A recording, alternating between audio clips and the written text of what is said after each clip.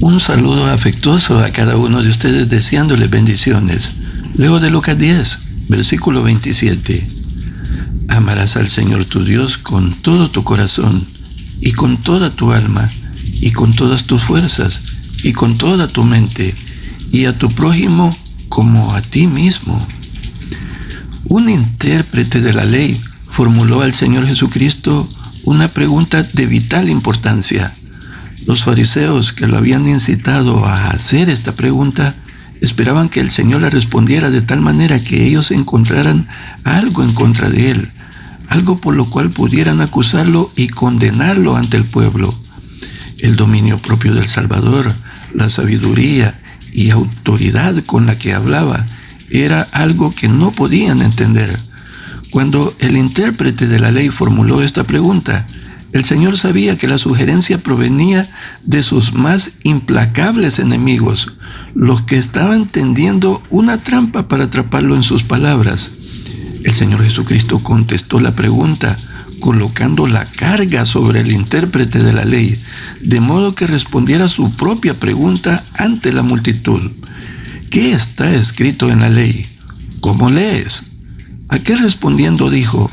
Amarás al Señor tu Dios con todo tu corazón, y con toda tu alma, y con todas tus fuerzas, y con toda tu mente, y a tu prójimo como a ti mismo. Y le dijo, bien has respondido, haz esto y vivirás. La obediencia a los mandamientos de Dios es el precio de la vida eterna. Hay una obra muy extensa e importante que cumplir en la humanidad caída. Esta es la verdadera interpretación de la conversión genuina. La ley del Señor es perfecta, que convierte el alma. La respuesta a esta pregunta, según fue dada por el intérprete de la ley, comprende el deber total del hombre que está buscando la vida eterna.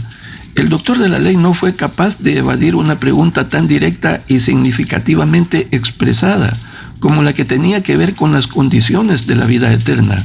Comprendió sus consecuencias y la necesidad de responder a las demandas de la ley con el amor supremo a Dios y al prójimo como a sí mismo. Sabía que no había hecho ni una cosa ni la otra, y la convicción de su negligencia en obedecer los primeros 4 mandamientos y los últimos 6, especificados claramente en las palabras de los oráculos santos de Dios, fue grabada por el Espíritu Santo en su corazón. Se vio a sí mismo pesado en la balanza del santuario y hallado falto. No servía a Dios por encima de todo, porque no lo había amado por encima de todo, con todo su corazón, con toda su alma, con todas sus fuerzas y con toda su mente. Decididamente carente de este requerimiento de la ley de Dios, fracasó indiscutiblemente en amar a su prójimo como a sí mismo.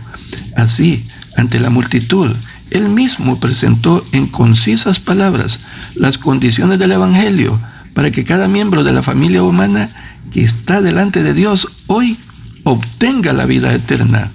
Estas condiciones son invariables, sempiternas.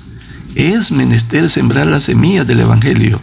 De la práctica de la verdad depende la salvación de cada alma humana. Deseo que el Señor le conceda sus abundantes bendiciones en su vida.